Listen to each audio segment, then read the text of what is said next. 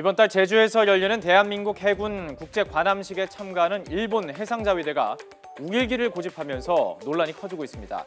우리 해군은 최근 일본 등 국제 관함식 해상 사열에 참가하는 15개국에 공문을 보냈습니다.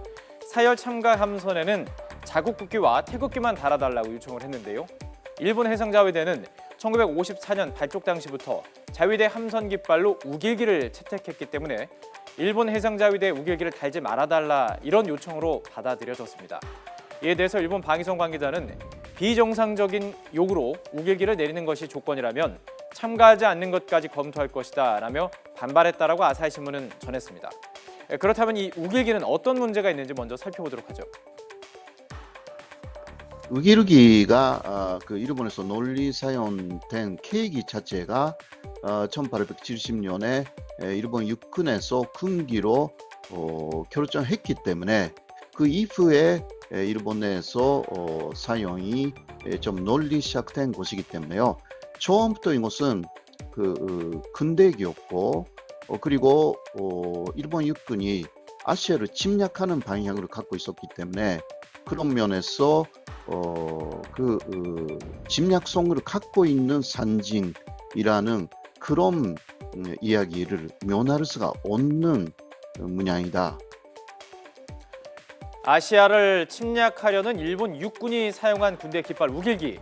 이 우길기의 부정적인 의미는 역사가 말해주는 사실 그대로입니다. 그런데 일본의 주장은 이렇습니다.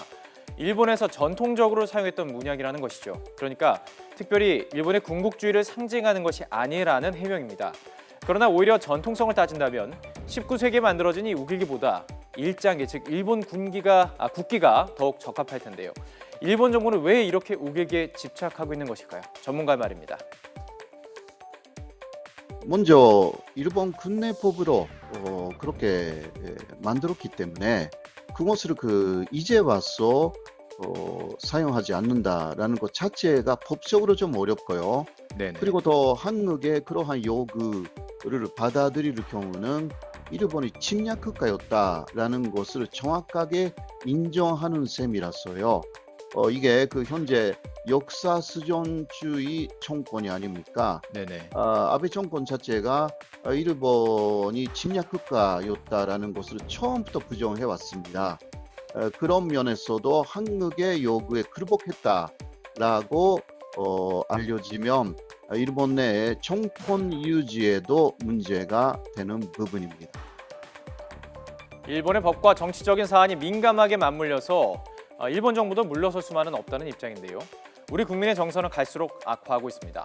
이에 정치권도 강하게 항의하고 나섰습니다. 더불어민주당 박경미 원내대변인은 논평을 통해서 일제 피해자가 여전히 존재하는데도 침략에 대한 사죄와 반성조차 없이 제국주의의 상징인 우길기를 달고 우리 영해에 진입하겠다는 것은 뻔뻔한 일이다라고 밝혔습니다. 자, 그렇습니다. 위안부 피해자와 강제징용 피해자뿐 아니라 전 세계가 일본을 주시하고 있습니다. 일본이 우길기를 달고 국제 관함식에 참가하는 것에 대해 청와대 국민청원뿐만이 아니라 국내 반대 여론도 들끓고 있는 가운데 정부는 일본 측과 계속 협의해 나가겠다고 밝혔습니다.